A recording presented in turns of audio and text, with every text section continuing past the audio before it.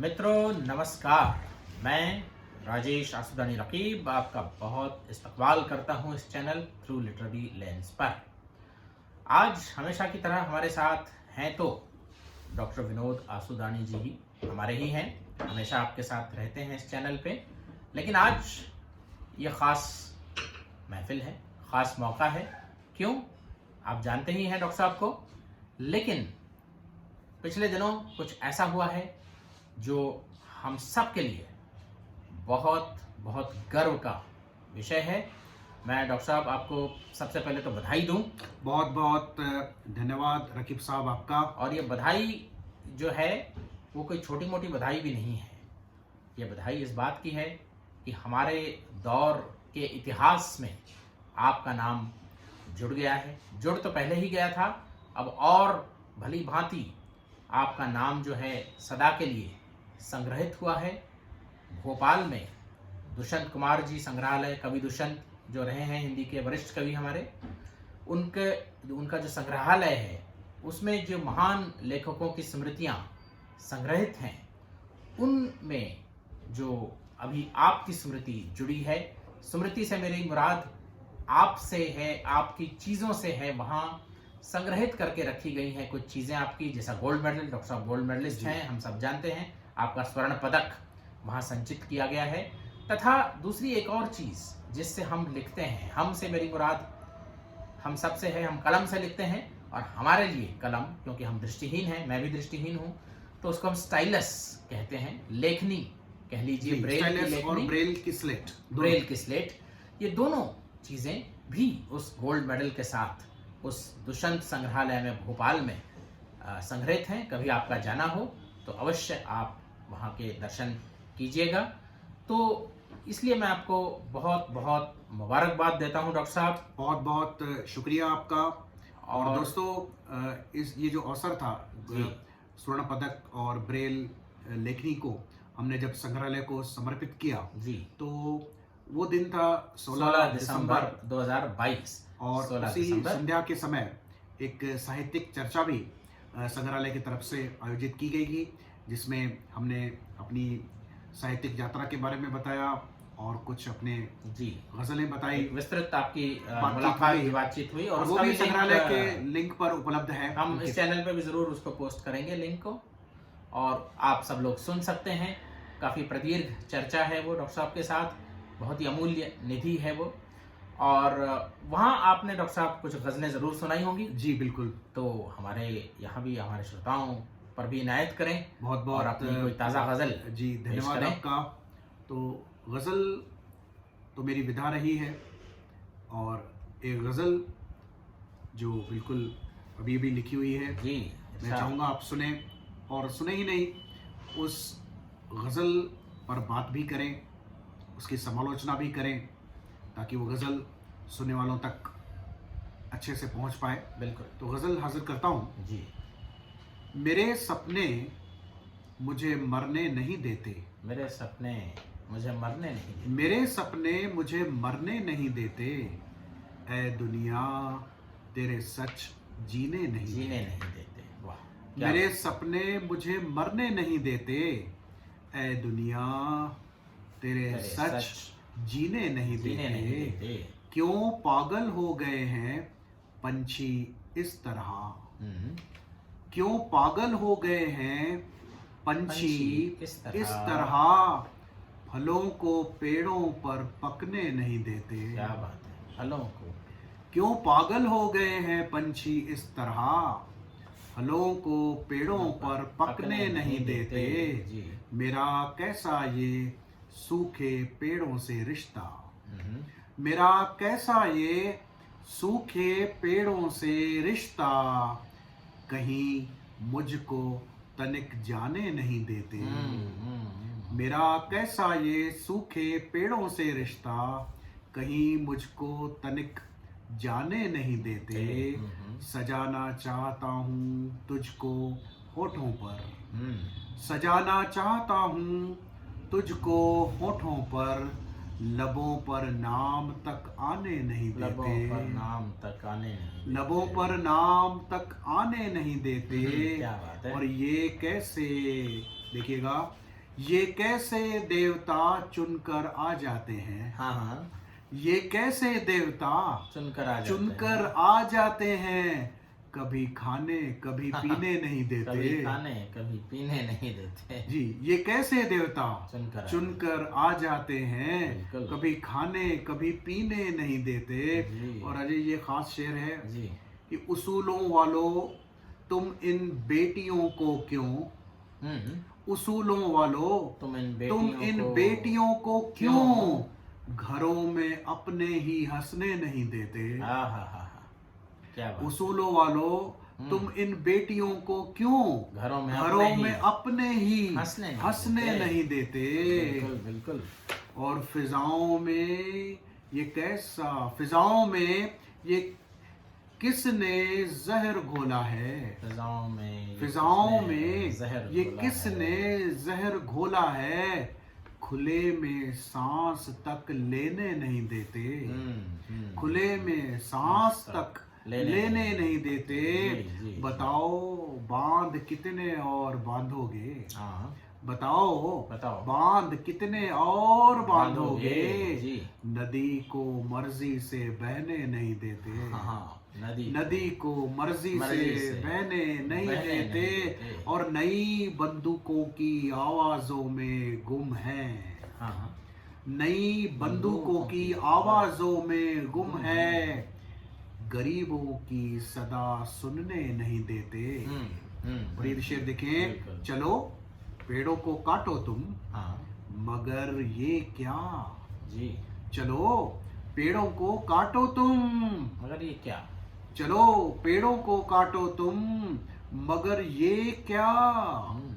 किसी पंछी को भी उड़ने नहीं देते। बिल्कुल बिल्कुल बिल्कुल। किसी पंछी को भी उड़ने नहीं देते। और ये देखिएगा कहाँ तक जाता है शेर। क्या कहता है तंत्र पर। शिनाख्त की है मैंने, मेरा मुर्दा है। शनाख्त की है मैंने, शिनाख्त की है मैंने, मेरा मुर्दा है। मेरा मुर्दा है। हाँ जी। शिनाख्त की है मैंने, मेरा मुर्दा है। बिना आधार के छूने नहीं देते। क्या। बिना आधार के छूने नहीं देते। जी। मेरे सपने मुझे मरने नहीं देते। यह दुनिया तेरे सच जीने नहीं देते। क्या बात है, क्या बात है विनोद जी। ये गज़ल कहाँ कहाँ नहीं ले गई। और एक एक शेर में जो बातें जो आपने कहा और जिस तरह से बांधा है एक एक शेर को, बहुत बहुत ही मतलब वसी दायरा है इस गज़ल का। मेरे सपने मुझे मरने नहीं देते और दुनिया के सच जीने नहीं देते। तो ये जो असमंजस है राजेश जी, ये बिल्कुल ये सपने ऐसे हैं, बहुत ही मासूम सपने हैं, डेलिकेट सपने हैं। जो मरने नहीं देते। मरने का ख्याल भी आ जाए लेकिन तो जिंदगी की ओर धकेल देते हैं। बिल्कुल बिल्कुल, क्योंकि सपने जब मर जाते हैं तो इंसान भी मर जाता है। और आखिरी शय कोई मरती है इंसान के साथ तो वो सपने मरते हैं। और दुनिया के सच इतने कठोर हैं, इतने कड़वे हैं, इतने क्रूर हैं। जी। तो वो जीने नहीं देंगे आपको, और सपने आपको मरने नहीं देंगे। तो आपकी स्थिति उस त्रिशंकु जैसे हो जाएगी। वो जैसे कह रहे हैं लिक्विड ऑक्सीजन में, हिंदी फिल्मों का बड़ा मशहूर डायलॉग है जी कि मैं तुम्हें लिक्विड ऑक्सीजन में, लिक्विड तुम्हें जीने नहीं देगा, ऑक्सीजन मरने नहीं देगा। तो इस तरह की बात, लेकिन किस खूबसूरती से आपने कही है। और वासुदेव मोही साहब जो सिंधी के बड़े अदीब हुए हैं, जी, जिनकी चर्चा हमने इस चैनल पे भी की है, उनका भी शेर याद आता है कि सच्चाइयों सब रुलंदियों हुंदियों, बिल्कुल सुपनन जादर कुछ नहीं होंगे। सच्चाइयाँ सपनों के दर पूछ रही हैं, खटखटा रही हैं सच्चाइयाँ जी। तो यहाँ तो एक तरफ सच्चाइयाँ, एक तरफ सपनों का जो तजाद पैदा किया है आपने। और बीच में फंसे हुए इंसान की जो दुर्गति। और खास करके मैं कहूँगा कि जो संवेदनशील व्यक्ति है ना जी, उसके लिए ये दुनिया बड़ी कठिन हो गई है। उसे न तो सपने पूरे करने का कोई स्कोप दिया जाता है और न ही सच्चाइयों को झेलने की ताकत उसके पास रह गई है। वो कहते हैं कि मरीज ख्वाब को तो अब शिफा है जी, मगर दुनिया बड़ी कड़वी दवा थी। वाह वाह तो वाह, इस तरह की कुछ बात हो जाती है। ख्वाब से तो शिफा मिल गई, अब सपने नहीं देखे, पर दुनिया बड़ी कड़वी दवा। और इस शेर पर आए कि ये जो फलों को पेड़ों पर पकने नहीं देते। फलों, ये पंछी पागल हो गए हैं। कैसे हो गए? जैसे इस शेर को मैं उस शेर से भी जोड़ूंगा कि चलो पेड़ों को काटो तुम, हाँ, पर ये क्या है कि कोई पंछी उड़ने नहीं देते। यानी आप पेड़ों को काट रहे हैं, कम से कम पंछियों को उतना समय तो दो कि उस पेड़ को छोड़ के कहीं दूसरे पेड़ पर चले जाएं। अरे आप यकायक खत्म कर देते हैं चीजें, बुलडोजर आ जाता है, बुलडोजर आ जाता है, सारी चीजें, सारे सिस्टम को यकायक खत्म कर दिया, सारे हमारे वैल्यूज को यकायक खत्म कर दिया, खत्म करते, और उसके बाद कोई अल्टरनेटिव सिस्टम है ही है ही नहीं। जब तक अल्टरनेटिव सिस्टम बने, we are between two worlds, जैसा कहा था आर्नोल्ड ने। जी जी, one already dead, the other is powerless to be born. you can destroy the earlier world, at least give the chance to search something new। तो पंछियों को कम से कम उड़ तो जाने दीजिए, उसके बाद आप चाहे तो पेड़ों को भले ही काट डालें। तो ये जो एक जो स्पीड आ गई है, मैं कहता हूँ कि फलों को पकना, वही बात है, पंछी भी पैसे पागल, फलों को पकने नहीं, मैच्योरिटी आती नहीं आने दी जाती अब है। आप बात करें रिलेशनशिप की, एक दिन मुलाकात हुई, दूसरे दिन प्रेम हो गया, तीसरे दिन ब्रेकअप हो गया। तो जब तक मैच्योर हुए, बड़े हुए, तब तक तो प्रेम के बाद डाइवोर्स हो गया, शादी के बाद डाइवोर्स भी हो गया। किसी भी रिलेशनशिप को, किसी भी संबंध को आप पकने नहीं देते, फलों को यदि आप पकने नहीं दोगे तो खाओगे क्या? मिठास कहाँ से आएगी उनमें? तो ये एक प्रोसेस होता है फल के पकने का। उसी प्रकार से किसी भी विचार के पकने का, किसी भावना को पकने का, कोई भी एक सामाजिक कोई कार्य, उसको भी पकने का समय दिया जाए। मतलब हम हर चीज को, जैसे इसी मंजर पसे मंजर एक शेर भी याद आता है, और उसमें मैं अपनी बात आगे बढ़ाऊंगा कि क्यों गिर गए उस पेड़ के फल वक्त से पहले। जी जी, क्यों गिर गए उस पेड़ के फल वक्त से पहले? वो पेड़ तो पथराव की जद पर भी नहीं था जी। तो पथराव की जद पर हो और पकने नहीं दिए जाए फल, तब तो बात अलग है। लेकिन आज हम आम जिंदगी को एक बैटलफील्ड क्यों बना रहे हैं? बिल्कुल, हर बात में जल्दबाजी क्यों कर रहे हैं? टेक्नोलॉजी के माध्यम से चीजें जल्दी तो की जा सकती हैं, किंतु किसी भी चीज का एक वक्त होता है, तभी वो चीज मीठी लगेगी, तभी वो चीज उपयोगी होगी। जल्दबाजी में की हुई चीजें तो बात तो हो जाएगी, लेकिन बातों के साथ वो जो आनंद आना चाहिए, जो खुशी आनी चाहिए, जो संतोष होना चाहिए, वो नहीं हो पाएगा। जब हम सुबह से उठने के रात में नींद तक हम ऐसे जीवन यापन कर रहे हैं जैसे हम युद्ध भूमि में खड़े हों। जी जी, हर चीज इमरजेंसी में की जाए, और तभी विनोद जी देखिए सारी सलाहियतें, बारीकियां बिल्कुल खत्म हो गई हैं। नजाकत खत्म हो गई है। हर चीज को डिशुम की तरह, हम गोली की तरह करना चाहते हैं, सीधे सीधे सीधे सीधे सीधे सीधे। तो ये कहाँ ले जाएगा? जो एक हाई रेफरेंशियल कम्युनिकेशन जिसे कहते थे, हाई कॉन्टेक्चुअल कम्युनिकेशन जिसे कहते हैं, वो गायब होता चला जा रहा है। कि उसके लिए वक्त चाहिए, उसके लिए ठहराव चाहिए, स्टेबिलिटी चाहिए, आपकी बातों में, आपके विचारों में, आपके संबंधों में स्टेबिलिटी चाहिए। क्योंकि स्टेबिलिटी का एक अलग रिलेवेंस है, उसकी उपयोगिता है। हर चीज़ को बिल्कुल जल्दबाजी में कर लेना, सिर्फ समाप्ति की ओर जाना, ये कोई तो ठीक रास्ता नहीं है। जहाँ तक कि प्यार, सिंपल सीधे सीधे अर्थों में कहूँ तो प्यार करना भी आजकल बड़ा, कहाँ उसके वार्तालाप कहाँ है, कन्वर्सेशन कहाँ है? जैसे मिलन कुंडेरा की बात करते हुए हमने जो बात कही थी, स्लोनेस की बात करते हैं, स्लोनेस की बात कही थी कि आप अगर संभोग भी करना चाहते हैं तो एक वार्तालाप होना चाहिए, एक समा बंधना चाहिए। There has to be a process of falling in love. It is a process. It is not an event. जो प्रोसेस होगा वो 1 महीना, 4 महीने, 6 महीने, साल, 2 साल चलेगा। तो जब आप प्रोसेस से गुजरते हो तो परिपक्वता भी आती है। यदि आप प्रोसेस, प्रक्रिया से नहीं गुजरोगे तो परिपक्वता नहीं आएगी। तो ये बड़े दोनों शेर बड़े। और ये साहब जैसे दुष्यंत जी की छाप है जो सिस्टम पर आघात करता है कि ये कैसे देवता चुनकर आ जाते हैं, कभी खाने कभी पीने नहीं देते। ये तो वाकई सिस्टम पर तो चोट है ही है, राजनीति पर तो चोट है ही। हमें कहीं बैन न लग जाए विनोद जी आपकी गजलों पे। अब सब दुष्यंत ने बैन साहब तो हम भी चलेंगे। तो ये यहाँ तक तो है ही है, लेकिन इस शेर में माइथोलॉजिकल जो सिग्निफिकेंस है, हमारे देवी देवता कैसे हुए हैं। आज तक हम उपवास रखिए, बड़े बड़े 40-40 दिन के उपवास। अरे भाई, बदन सारा ये झुककर बोझ से दोहरा हुआ होगा, दुष्यंत का ही शेर है। जी दुष्यंत का ही है कि बदन सारा ये झुककर बोझ से दोहरा हुआ होगा, मैं सजदे में नहीं था, आपको धोखा हुआ होगा। तो ये देवी देवता भी धार्मिक भी कैसे हैं, तो दोनों तरह से ये शेर पूरे मायने। और भी चुनकर आने जाने से तो तंत्र की ओर इशारा, हाँ वो तो है ही, हो गया वो तो ये सब है कि, और ये सब, ये जो बेटियों वाले शेर पर बात करें, ये तो कि सुनो वालों, तुम इन बेटियों को क्यों ये घरों में अपने ही हंसने नहीं देते। बहुत बड़ी तंज की है विनोद जी आपने। ऑनर किलिंग से लेके सारी बातें इसमें समा गई हैं, उसूलों के नाम पर, in the name of honour. कि हमारा खानदानी है, हमारा खानदान है, हमारा खानदान, जोर से बात मत करें, जोर से हंसे नहीं, पैर फैला के न बैठे, शांति से न बैठे, और ये जीन्स और टॉप कपड़े लड़कों जैसा ना पहने।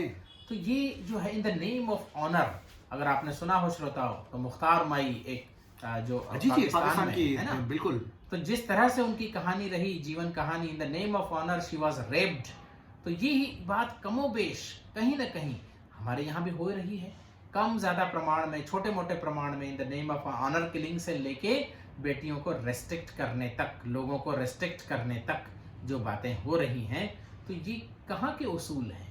एक मेरी स्टूडेंट थी कॉलेज में जी, और वो माइनॉरिटी कम्युनिटी से आती थी, तो वो कहती थी सर मुझे एक बात का समझ में नहीं आती, मेरे भाई आते जाते रहते हैं, पड़ोस में घूमते रहते हैं, मैं गैलरी में भी खड़ी रहती हूँ, हाँ, तो वो कहते हैं कि तू अंदर जा, इज्जत का सवाल है। इज्जत का सवाल है, लड़कियां गैलरी में शाम को क्यों खड़ी है?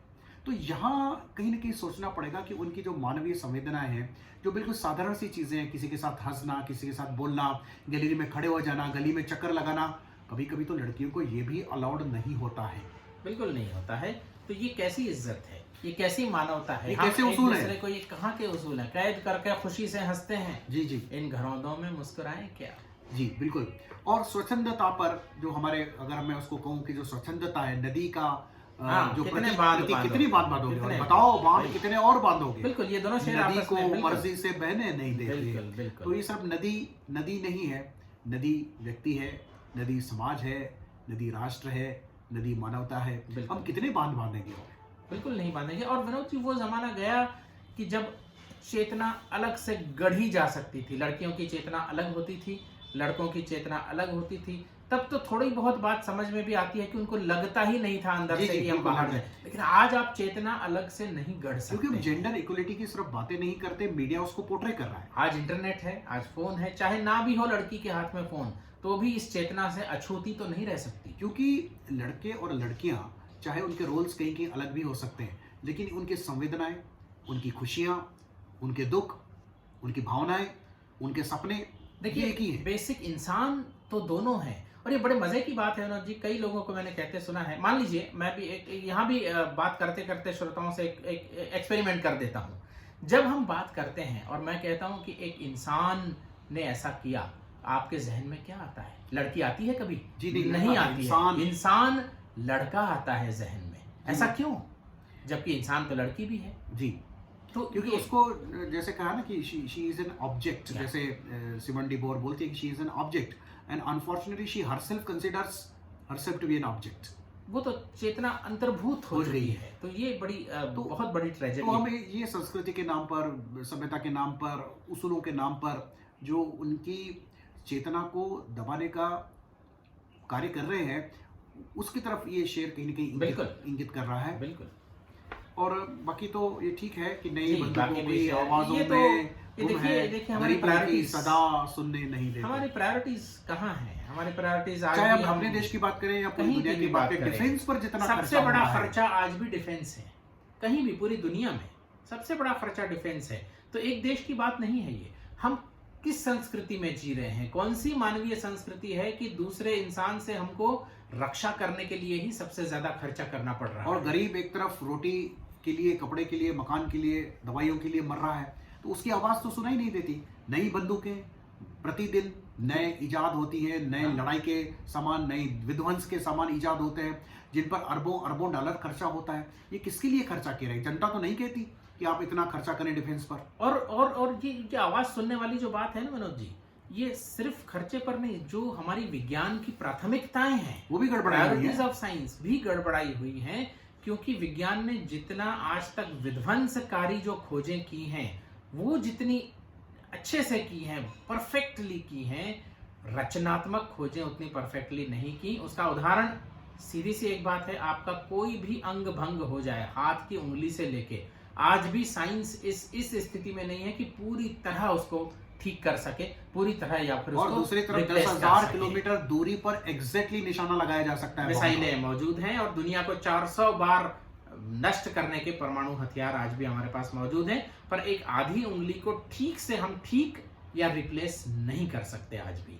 इधर आपका सिंपल वर्ड फाइल अगर आप मेल से भेजें तो फॉर्मेटिंग बिगड़ जाता है, उसकी तरफ किसी का ध्यान नहीं है। हाँ। हम रोज वर्ड फाइल बनाते हैं, जी। रोज उसमें फॉर्मेटिंग करते हैं, रोज। उसमें कोई इंप्रूवमेंट की चांसेस नहीं है। लेकिन दुनिया को 2 मिनट में कैसे खत्म किया जा सकता है, सारी सोच, सारी चेतना, सारे आज रिसोर्सेस एक उसी पर लगे हुए दृष्टिहीन हैं। व्यक्ति, जब सड़क से दृष्टिहीन व्यक्ति चलता है, तो प्रॉपरली उसको गाइड करने का कोई यंत्र नहीं बना है, पर एक मिसाइल जब लक्ष्य पर जाती है तो लक्ष्य का पीछा कर सकती है वो dynamically.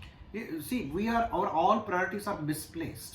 Or we are wasting our resources, time, energy, and all the things that makes us human beings. तो यही शेर ये कहता है कि नई बंदूकों की आवाजों में गुम है, गरीबों की सदा सुनने नहीं देते।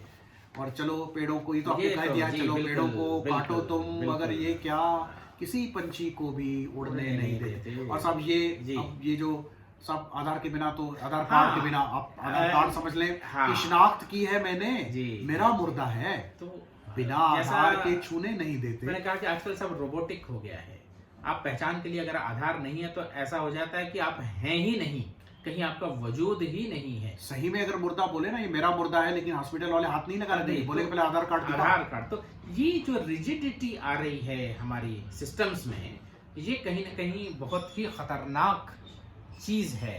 तो ये रिजिडिटी कहाँ हमको ले जाएगी? Robotically right, you have to be robotically right, not humanly right. मैं एक बार विनोद जी जहाज में चढ़ रहा था, मेरे साथ धीरज थे, मेरे दोस्त, मेरे मित्र, रिलेटिव। उनकी स्पेलिंग DHI की बजाय DHEE लिख दी गई।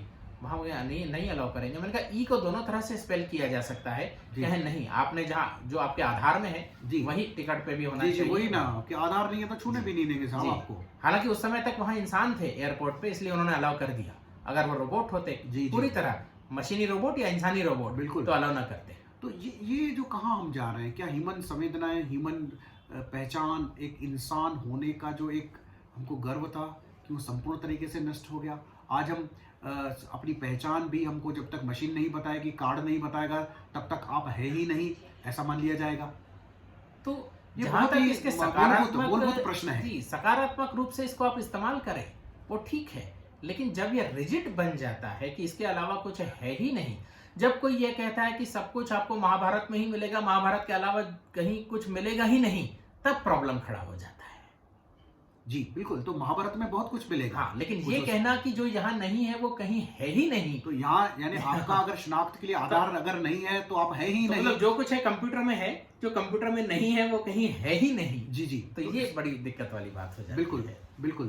तो राजेश जी, ये सलमान रश्दी ने सकारात्मक रूप में एक उनका जो नॉवेल है, जो अपना सैटानिक वर्सेस, जब इंग्लैंड में जा गिरते हैं समंदर में, वो पहचान उसकी खो जाती है, तब पुलिस वाले बड़ी मरम्मत करते हैं, बाद में अचानक उसको इंसाइट आता। 1988 का नॉवेल है विनोद जी। बिल्कुल। और उसको अब ख्याल रहा है राजेश जी, इस पर भी बैन लगा हुआ था। जी, बैन लगा हुआ था। और उसमें कहते हैं अचानक उसको जब लताड़ते हैं पुलिस वाले, तो उसके दिमाग में कौन था? कंप्यूटर। हाँ, इनको कहता है कंप्यूटर में मेरी शनाख्त देखो, मैं इंग्लैंड का ही रहने वाला हूँ। तब वो कंप्यूटर में देखते हैं, अरे हाँ आप तो इंग्लैंड के ही रहने वाले हो। जी बिल्कुल, हमको भी ऐसा ही करना पड़ेगा कि साहब आप वो जो डिजी लॉकर में जो मेरे सर्टिफिकेट्स हैं आप उसे देख लें, तो मैं हूँ, अदरवाइज मैं नहीं हूँ। मैं नहीं, बिल्कुल। तो ये बात है। तो ये तो WHO ऑर्डर ने 100 साल पहले एक अननोन सिटीजन में भी यही बात की कि I am known by the number, not by name. Yes. तो राजेश जी बहुत बहुत धन्यवाद। नहीं, आपका बहुत बहुत शुक्रिया विनोद जी। ये गजल कितनी पोटेंट गजल, मैं कहूँगा कितनी सार्थक गजल,